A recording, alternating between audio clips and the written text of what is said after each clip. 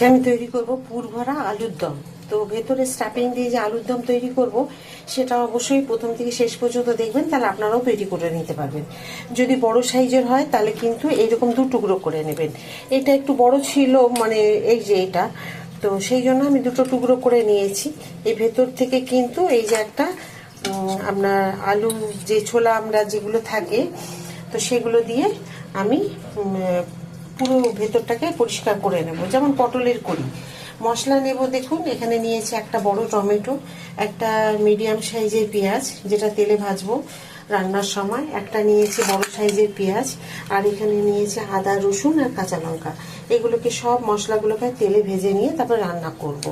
মুখগুলোকে সুন্দর করে এই ছোট ছোট করে কেটেছি, এগুলোকেও সেদ্ধ করে নেব।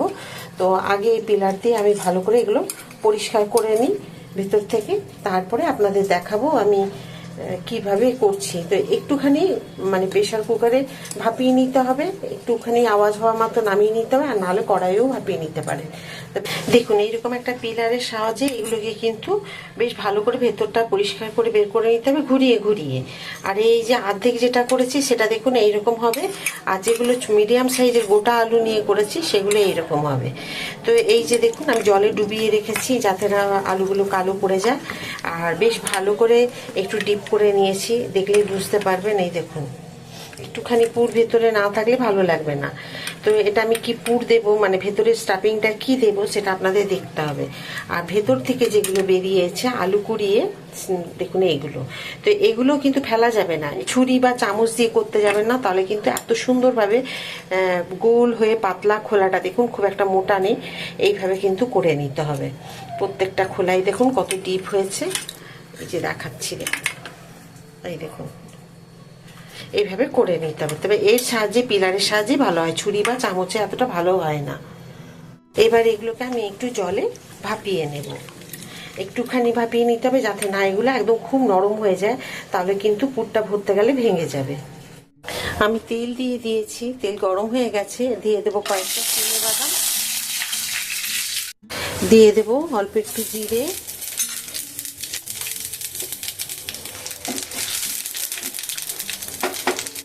এখানেও আছে রসুন আর টমেটো, আদা, দেবো পেঁয়াজ আর কাঁচা লঙ্কা, সাথে দিয়ে দেবো 2 চামচ চারমগজ।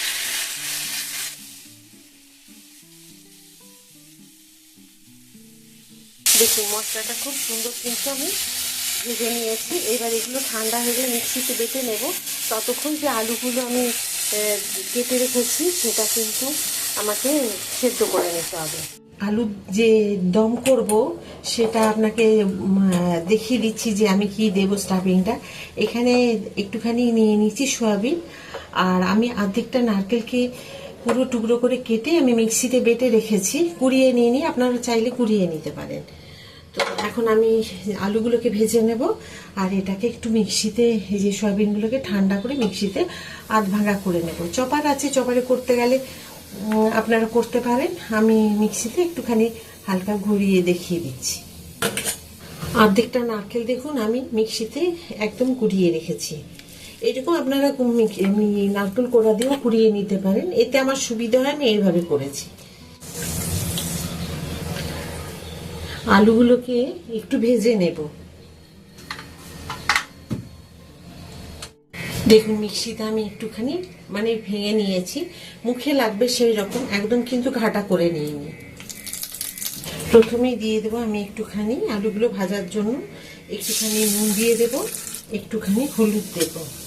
এখন দিয়ে দেবো, দেখুন আলুগুলোকে আমি কি রকম সেদ্ধ করেছি, ভেঙে যাবে না সেই রকম। এগুলোকে আমি এখন ভেজে নেব, বারবার একদম খুন্তি দিয়ে উল্টাবো না।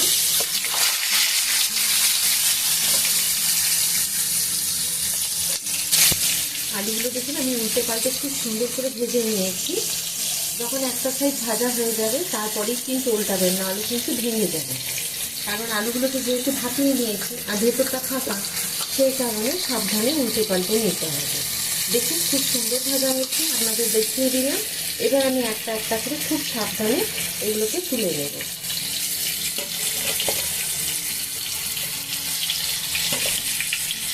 আমি এখানে মশলাটা ভেজে নেব, যে স্টাফিংটা দেবো তার জন্য আমি দিয়ে দিচ্ছি, দেখুন এখানে একটু কালো জিরে।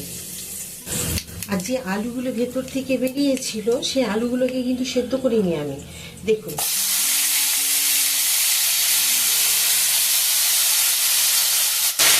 এখানে দিয়ে দিতে হবে একটু পরিমাণ মতো নুন, তাহলে কিন্তু খুব তাড়াতাড়ি সেদ্ধ হয়ে যাবে। আমি দিয়ে দিলাম যেটুকু নুন লাগবে ভেতরে স্টাফিংটার জন্য, সেটুকু দিয়ে দিলাম।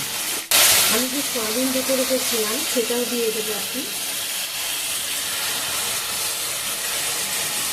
আপনারা এটা চিকেন দিয়েও করতে পারেন। অনেকে রসুন পেঁয়াজ খান কিন্তু আর মাছ মাংস খেতে ভালোবাসেন না, তাদের জন্য আমি দেখাচ্ছি। দিয়ে দেবো নারকেল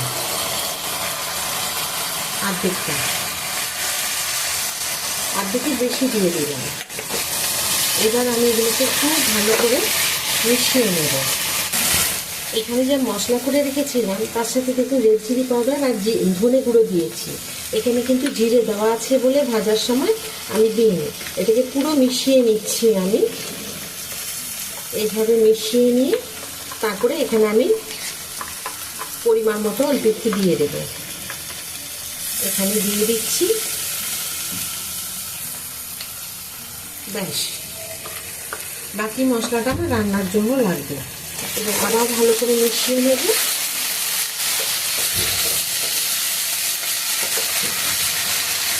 এই যদি স্টাফিংটা একটু বেঁচেও যায়, আপনার কিন্তু অন্য জিনিসের সাথে আপনি খেয়ে নিতে পারবেন রান্না করে, বা শুধুও গরম ভাতে রুটিতেও খেতে পারবেন। দিয়ে দেবো একটুখানি পরিমাণ মতো গুড়, মিষ্টির জন্য একটু তো মিষ্টি দিতেই হবে, ওই জন্য একটুখানি গুড় দিয়ে দিলাম। একটুখানি দিলাম হলুদ, কারণ হলুদ একটু না দিলে দেখতে ভালো লাগবে না, সেই কারণে। এগুলোকে খুব ভালো করে সব মিশিয়ে নিয়ে আমি একটা ঢাকা দিয়ে দেবো অন্তত 5 মিনিটের জন্য, হাই ফ্লেমে। কারণ একদমই লো ফ্লেমে দেবো না, তাহলে কিন্তু অনেকটা সময় লেগে যাবে। দেখবেন লক্ষ্য রাখতে হবে যাতে পুড়ে না যায়, এটা একটু লক্ষ্য রাখতে হবে, ব্যাস, আর কিছুই না। সামনে দাঁড়িয়ে থেকে হাই ফ্লেমে দিয়ে আপনি রান্না করতে পারেন। আমি ঢাকা খুলে আবার দেখে নেব। তো দেখুন খুব সুন্দর হয়ে গেছে। এখন এটাকে আমি পুরো নামিয়ে নেব একটা জায়গায়। খুব সুন্দর হয়ে গেছে, দেখুন। এইভাবে কিন্তু কষিয়ে নিলাম, ততক্ষণ আলুগুলোও ঠান্ডা হয়ে গেল। আমি যতক্ষণ কষিয়ে নিয়েছি, এবারে আমি এটাকে স্টাফিংটাকে একটু ঠান্ডা করব। ঠান্ডা করতে করতে আলুগুলো তো ঠান্ডা হয়ে গেছে, অসুবিধে নেই। এখন এবারে আমি এগুলোকে হালকা একটু ঠান্ডা হয়ে গেলে স্টাফিংটা ভরতে খুব সুবিধে হবে। তো দেখুন আমি স্টাফিংটা এত সুন্দর করেছি। এমনি আলু ভাতের মতো যেমন মানুষ আমরা খাই, সেরকম গরম ভাতে রুটিতে খুব ভালো লাগবে। এটাকে এখন ঢেলে নিই। এখন দিয়ে দেবো কেটে রাখা পেঁয়াজগুলো।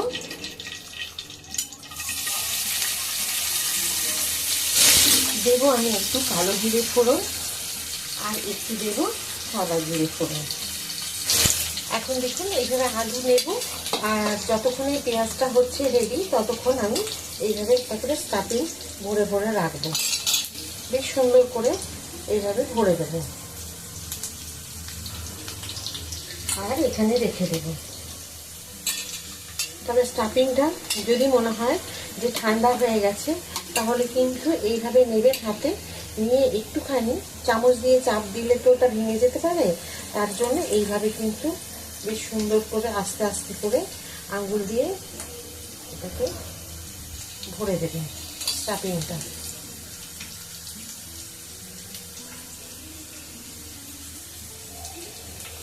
এটা আপনারা চিংড়ি মাছ দিয়ে করতে পারেন, চিকেন দিয়ে করতে পারেন, পনির দিয়ে, যেটাতে আপনাদের মন চাইবে। এবার আমি দেখুন একটুখানি রেখেছিলাম না নারকেল, সেটাকে দিয়ে দেবো এখানে। দেখুন আমি সবগুলো ভরে নিয়েছি এখানে স্টাফিংগুলো খুব সুন্দর করে। আর এখানে আমি দিয়ে দেবো একটুখানি হিং। আর এইটুকু স্টাফিং বেঁচে গেছে, এটা খেয়ে নেওয়া যাবে। দেখুন আমি 1 চামচ মতো হিংটা দিচ্ছি এখানে। এবারে দিয়ে দেবো যে রেখেছিলাম মশলা, সেটা।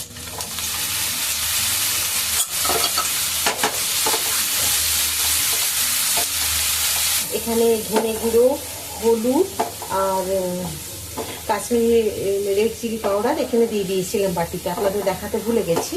সব দিয়ে আমি রেডি রেখেছিলাম। আর জিরে তো ভেজে আমি তেলের সাথে মশলাটা করে নিয়েছি। তো এগুলো সব দেওয়া আছে, ওদের একটু কষিয়ে নেব। দিয়ে দিলাম তেজপাতা, এখানে আগেই দিয়ে দিতে হবে, আমি ভুলে গেছিলাম দিতে। এদিকে মশলাটাকে কষিয়ে নেব খুব ভালো করে।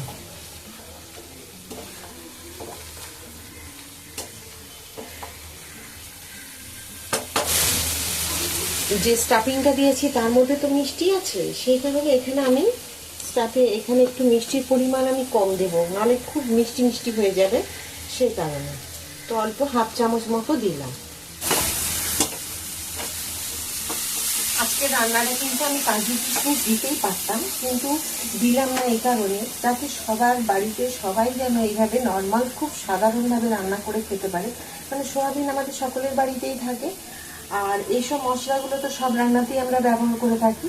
তো খুব সহজ সাধারণভাবে যাতে সকলেই রান্না করে খেতে পারে বা পারে, সেই কারণে আমি আজকে এইভাবে একদম দেখালাম। কোনো কাজু কিশমিশের এইভাবে ব্যবহার দেখালাম না, স্টাফিংটাতে বিশেষ করে। স্টাফিংটা দিলে খুব ভালো হয়, কিন্তু সেটা আবার একদিন দেখাবো আপনাদের। তো মশলাটা মনে হচ্ছে খুব সুন্দর ভাজা হয়ে গেছে। এখন আমি এখানে একটু ফুটন্ত গরম জল দিয়ে দেবো, এখান থেকে নিয়ে একটু গরম জল দিয়ে দেব।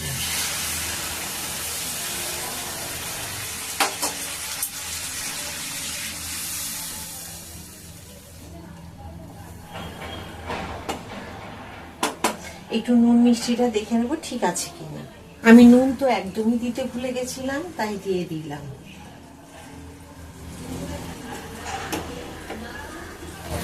দেখুন খুব সুন্দরভাবে ফুটে গেছে। এখন এবার আমি দিয়ে দেব আলুগুলো। এখানে আমি আলুগুলো সব দিয়ে দেব।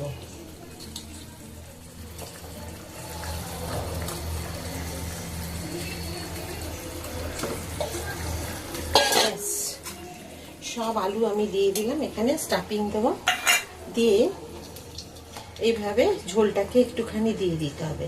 আর এই যে দেখছেন, এটা কিন্তু সব ঝোল কিন্তু টেনে নেবে, একদম মানে বেশ মাখা মাখা হয়ে যাবে। তো আমি দিয়ে দেব ওপর থেকে 2টো কাঁচা লঙ্কা। আপনারা এখানে চাইলে ধনে পাতা দিতে পারেন, কিন্তু আজকে আমি ধনে পাতা দিয়ে করিনি, শুধু হিং আর কসুরি মেথি দিয়ে এটাকে পুরো কমপ্লিট করলাম রান্নাটা। কেমন হয়েছে বলুন তো আজকের এই রান্না? আশা করি আপনাদের সকলেরই খুব ভালো লেগেছে এই রান্না। এইভাবে একবার তৈরি করবেন, খুব ভালোই লাগবে খেতে। আর খুব সুন্দর হয় এই রান্নাটা, আপনাদেরকে আমি করেছি বলে না, অসাধারণ হয় এই আলুর দম। এটা কিন্তু পুরো শুকিয়ে যাবে, একদম পুরো আলুর সাথে মাখো মাখো হয়ে যাবে। আমি ঢাকা দিয়ে রেখে দেবো 2 মিনিটের জন্য। একবার ঢাকা খুলে দেখে নিই কিরকম হয়েছে। দেখুন খুব সুন্দর হয়েছে, আর গন্ধ এত সুন্দর আসছে, কসুরি মেথি হিং খুব সুন্দর আসছে গন্ধ। অবশ্যই একবার এইভাবে রান্নাটা করবেন, খুবই ভালো লাগবে। আর খুব সহজভাবেই দেখালাম, যাতে মানুষ সবাই তৈরি করে খেতে পারে। এমন কিছু দেখাবো না যে মানুষের অসুবিধে হবে রান্না করতে। এটা বন্ধ করে দিই। পুরভরা কাশ্মীরি আলুর দম আজকে আপনাদের কেমন লাগলো আজকের এই রান্না?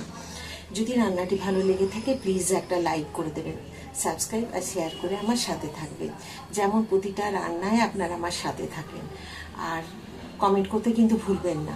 আবার একটা নতুন ভিডিওতে নতুন রান্না নিয়ে আপনাদের সকলের কাছে আমি চলে আসবো। সবাই খুব ভালো থাকুন, সুস্থ থাকুন। নমস্কার।